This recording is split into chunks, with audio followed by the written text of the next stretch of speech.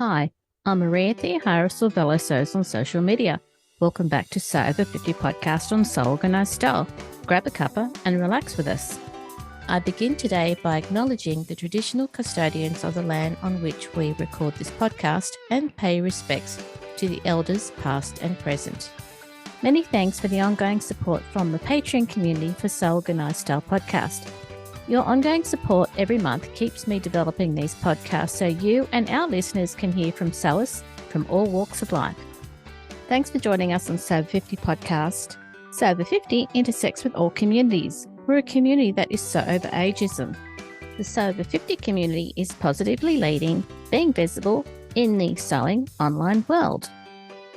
This is the second episode where Louise of Demure Designs discusses the full pattern matching planning process and then how to go about placing your pattern onto the print fabric before you cut it out. Now, if you didn't listen to last week's episode, go back and you'll hear the depth of Louise's knowledge that she shares in this episode. Talk to us about pattern matching. The pattern matching. So, as you know, I made a dress for myself recently, and that's sort of where it started from. I'd had this fabric for a little while and I decided it was time to make it up. Because it was a geometric pattern, I used a technique that would help me with the pattern matching. So the post shows how you can easily achieve a better result when you're working with a fabric that has a pattern that's going to need matching along the seam lines. So the technique that I used reduces the number of seam lines in the pattern. And because there's fewer seam lines to match, there's fewer places for things to go wrong and not line up, because that's the hardest bit. You know, when you get a patterned fabric, sometimes it's quite a headache. Like, how am I going to make this look really good? The pattern alteration is actually really very easy. And it's probably easier to make the alteration to the pattern than to have the extra seam lines there and have to then match the pattern along the seam lines. Yeah, I think it's a great technique, and I don't know how many people know how to do that. So I thought, well, I've just used it. I've popped my dress up on Instagram, and, you know, maybe there's some people out there who are interested to know how it was done, and maybe they'd want to try that technique for themselves. It's always something that comes up on Instagram on various accounts, but I think the fact that you allowed Sew Over 50 to put it on their account makes it reach a bigger audience, and it's on the grid so people can go back to it, but also refer to your Instagram account just for any questions that they might have. Yeah, I love helping people learn. And that's why I was very happy that you asked for it to go onto that account, because I thought, that way it can reach more people. And as I said, sewing it's a learning process, and I hope I never stop learning, and I hope other people feel the same, and that if I can help people improve their skills, then I'm very happy to do that. Now, one of the things that you brought to my attention, and I know that you want to run through, is about the setting up of the pattern and then how you pick the fabric to go with it. Do you want to talk us through that in a bit more detail? Oh, absolutely. I mean, the post gives a little bit of information, but it's very hard sometimes to explain a process with a couple of photos and a little bit of text. So often just talking through it like this will be more helpful. So there's not very much to do really to get your pattern ready. The technique's pretty straightforward. There are a couple of points to keep in mind though, and that's really important when you're deciding which pattern you're going to use, is because first rule is that the skirt, we're going to assume that you're sewing a dress for the sake of this discussion. The skirt of your dress must be straight from the hip line down to the hem, and that's the most important thing.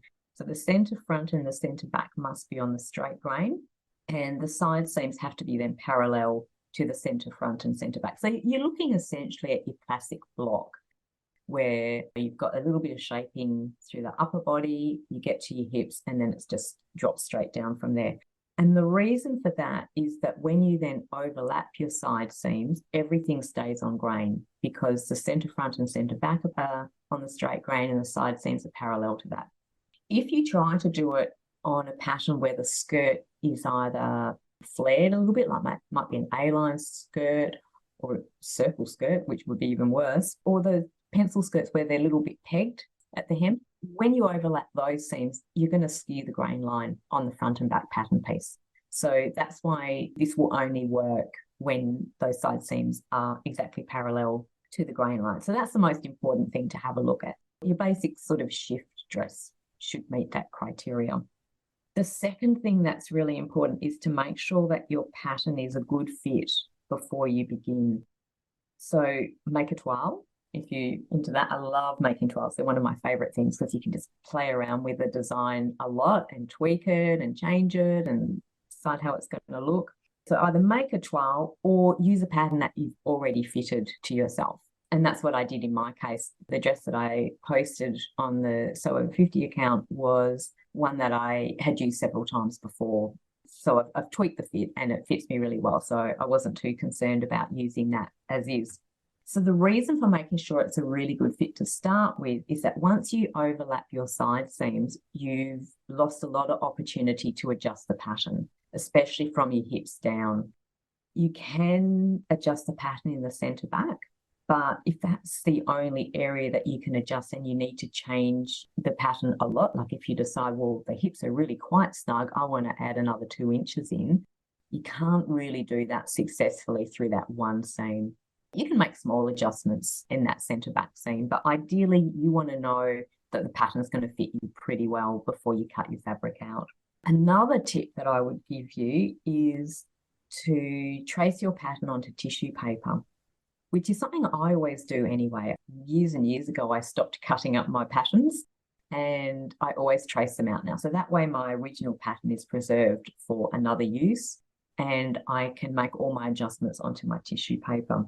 But the benefit of doing it in this instance is that it's much more accurate because you can see through your paper, you can see through the tissue paper, and you can see the fabric pattern underneath. So that is really going to help you with doing your placement of the pattern when you can see what you're working with. So everything should hopefully end up being lined up properly because you can see it. And the last thing that is really important is to mark your seam lines and the hemline and be very accurate. And the reason for this is that when you're matching the pattern, you're matching it at the seam line, not the cut edge.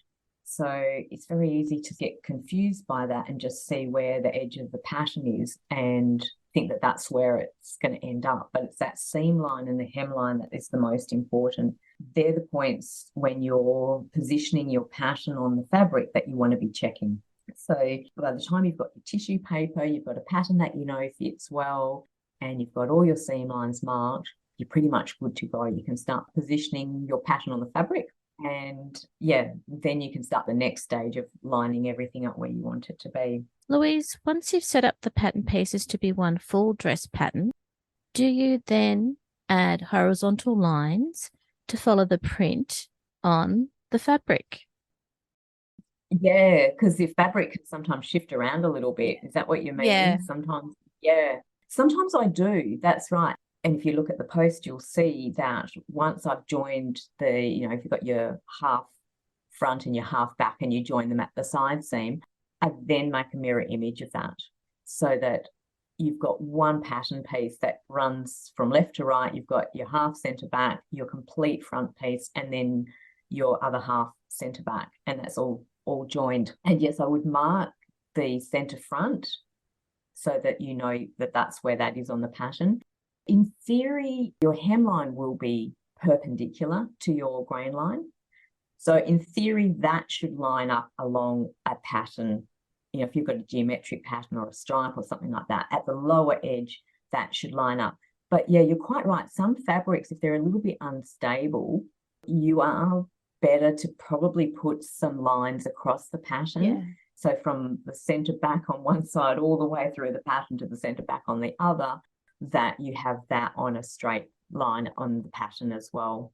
I usually get tripped up. That's why I have to do that sometimes. Oh, dear. And it just depends on the fabric. It does, yeah. I mean, sometimes if it's a really stable fabric, it shouldn't be a problem. Yeah. And you can also use this for printed fabrics. It doesn't have to be geometric. So that way it'll be a little bit less obvious if it's gone a little bit crooked somewhere.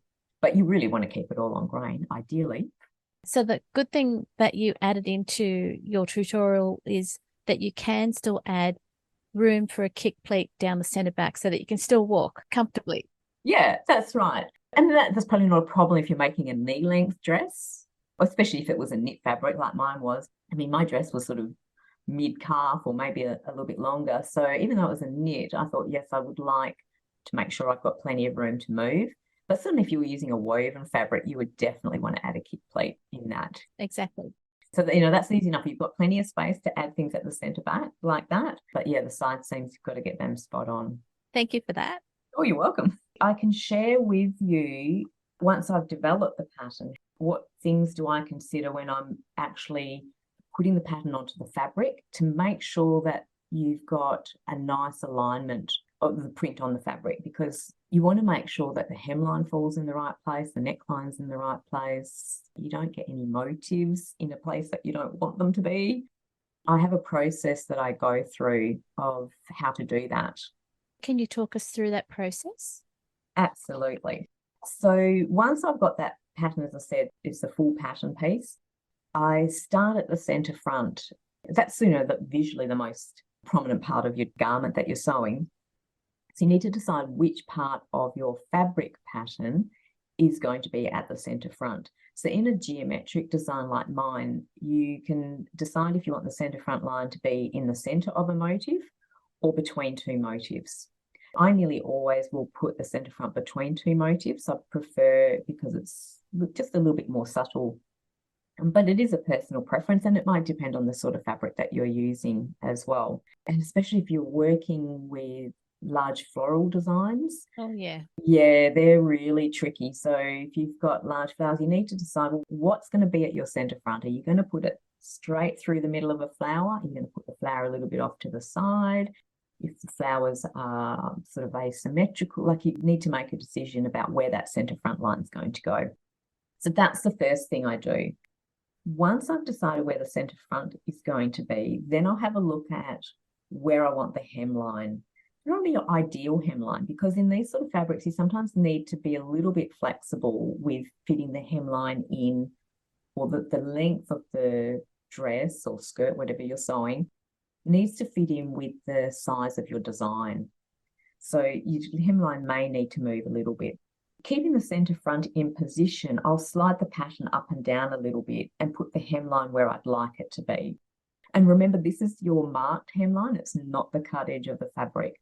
It's where you're going to fold your hemline up.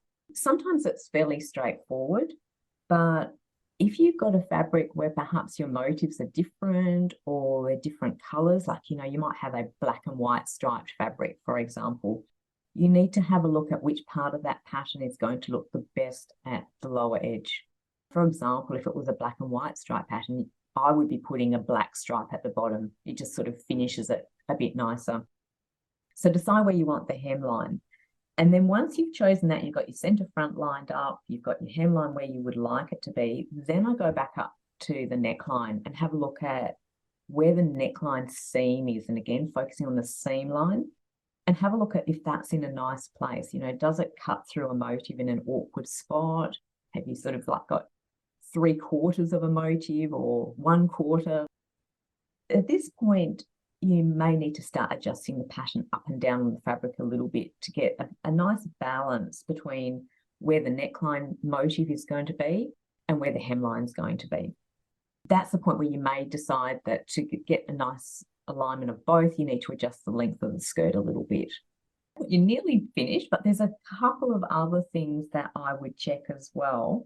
And that is where the print of the fabric is going to fall across the bust or the chest area, your crotch and the buttocks, because you don't want a really dominant part of the pattern on any of those places. If you can avoid it, go for it, because yeah, you'll probably never be happy with the garment otherwise.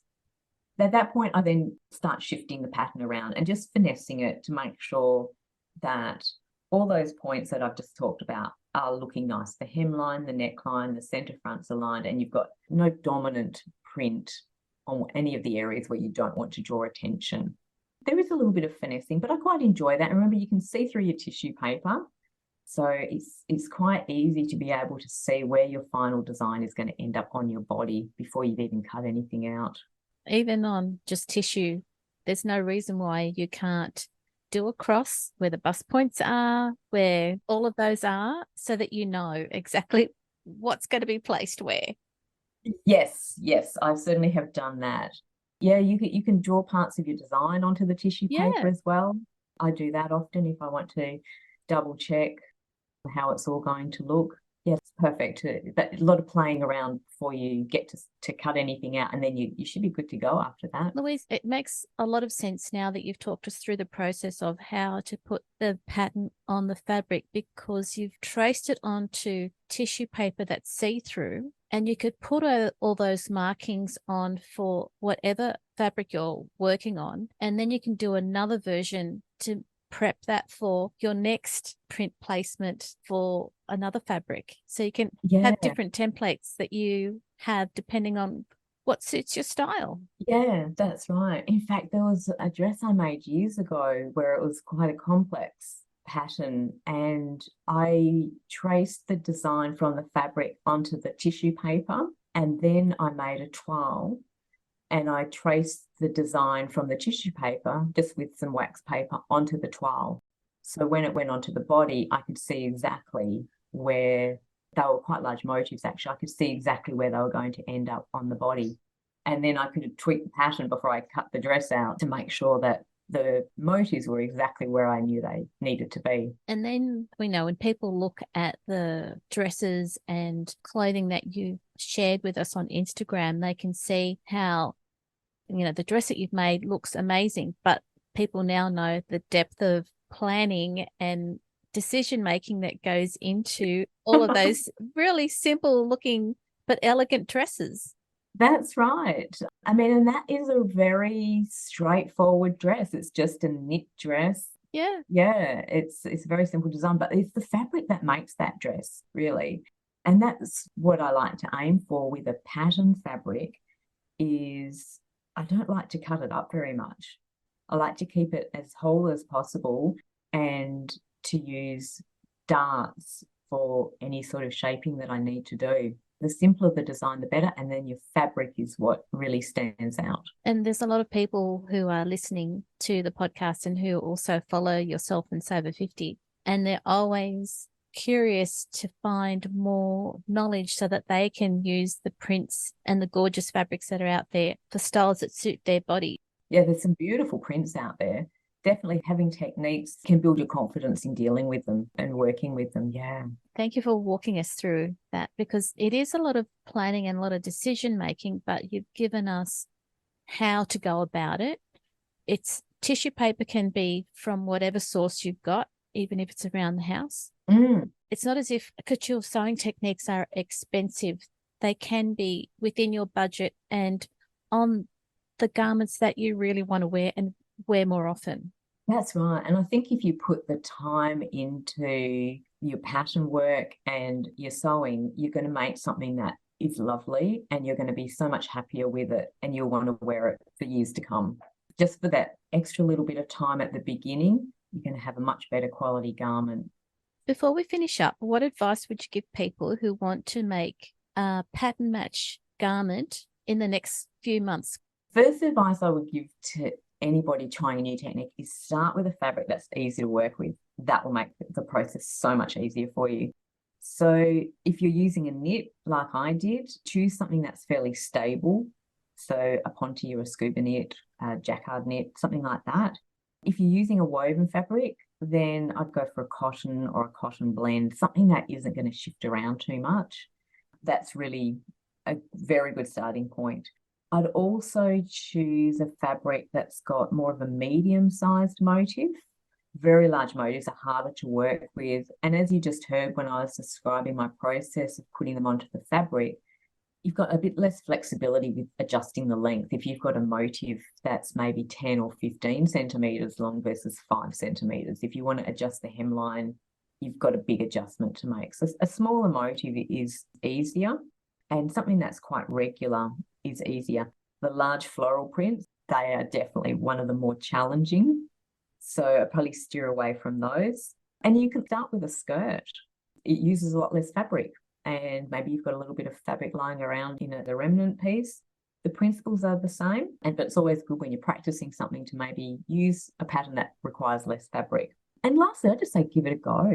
Your first effort might not be perfect, and that's okay. We all start somewhere, but you will have learned a lot from just trying it, and your next one will be even better.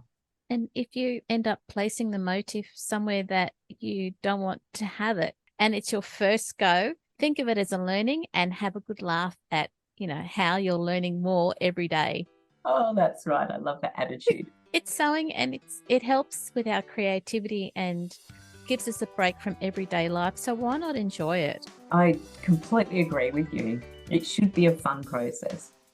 Louise, thank you very much for sharing your expertise in couture sewing to help us with pattern matching on a simple garment as one of our first steps to finding something that suits our needs and suits our body shapes. You're very welcome, Maria. Thanks for being on the podcast as well. Thank you. This episode of Sober 50 podcast on Soul Organized Style was produced by me, Maria Theoharis, with permission of Louise, soundbybensound.com. If you want to provide a guest post for Sober 50, make sure you direct message Judith and Sandy at the Sober 50 Instagram account. You can subscribe to Soul Organized Style podcast, but with an S, not a Z, on all good podcast apps. Make sure you go back and listen to our free Sober 50 podcast archive. And if you can, consider supporting the production of this podcast on Patreon.